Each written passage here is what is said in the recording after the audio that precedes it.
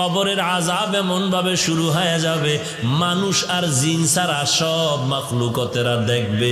যে কারণে দেখা যায় অনেক কবরের পাশে কুকুরেরা ঘেউ ঘেউ ঘেউ ঘেউ করে কান্না করে, গরু রশি ছিঁড়িয়া পালায় যায়, কারণ ওরা কবরের আযাব নিজের চোখে দেখতে পায়। আল্লাহর নবী বলেন, আমি একদিন জান্নাতুল বাকির মধ্যে হাঁটতেছি আর দোয়া করতেছি, হঠাৎ করে গিয়া দেখি একটা কবরের মধ্যে আল্লাহ দেখায় দিলেন আযাব চলতেছে একটা যুবকের কবরে। আমি এই যুবকের কেন আযাব হয় আল্লাহর থেকে জানতে চাইলাম। আল্লাহ বললেন, ও মায়ের সাথে বেয়াদবি করেছে। আমি নবী ঠিকানা নিয়ে আল্লাহর থেকে ওই যুবকের মা বেঁচে আছে কিনা সাহাবায়ে কেরাম দিয়ে খবর নিলাম। খবর নিয়ে দেখলাম তার মা এখনো বেঁচে আছে।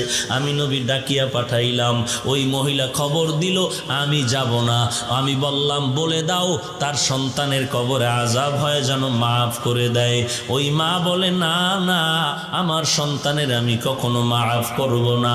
রহমাতুল লিল আলামিন তাকে ডাকিয়া আনলেন, এরপরে বললেন, তোমার সন্তানের কবরে আযাব হয় মাফ করে দাও। বলে, না আমি মাফ করব না। নবীজি বললেন, তো আগুনে জ্বলবে, তুমি কি মেনে নাও? বলে, হ্যাঁ, আমার কোনো আফসোস নাই। কারণটা কি?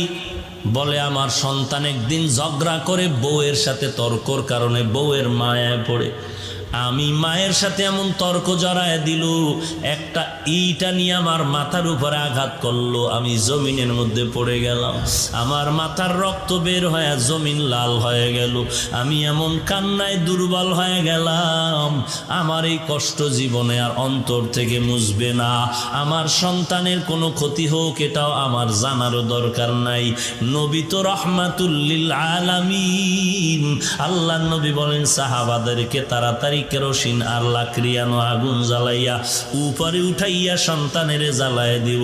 নবী যখন আগুন জ্বালায়, নবী তাকায় দেখে মহিলার চোখ থেকে পানিগুলো বের হয়ে গেল। ডাক দিয়ে কয়, ও নবী, আমার সন্তানের এই আগুনে জ্বালাইবেন না। আমার সন্তান হাজারো যদি অন্যায় করে, আমি নিজের চোখে তাকাইয়া সন্তানের কষ্ট সহ্য করতে পারবো না। এরে নবীর উম্মতের দল, আল্লাহর নবী বলেন, আল কবরু রাউযাতুম মির রিয়াজিল জান্নাহ আও হুফরাতুম মিন হুফারিন নার। এরে নবীর উম্মতের দল, আল্লাহর মুহাব্বত নিয়ে তওবা করে নাও। আল্লাহ তাআলা বলেন, কত বড় বড় বেঈমানকেও তো আমি আল্লাহ ক্ষমা করে মাফ করে দিয়েছি। তোমরা অন্যায় যদি করিয়া থাকো, চোখের পানি ছেড়ে কান্না করো, তওবা করো। আল্লাহর নবী বলেন, গাভীর ওলান থেকে দুধ বের করে ভেতরে যেমন ঢুকানো আর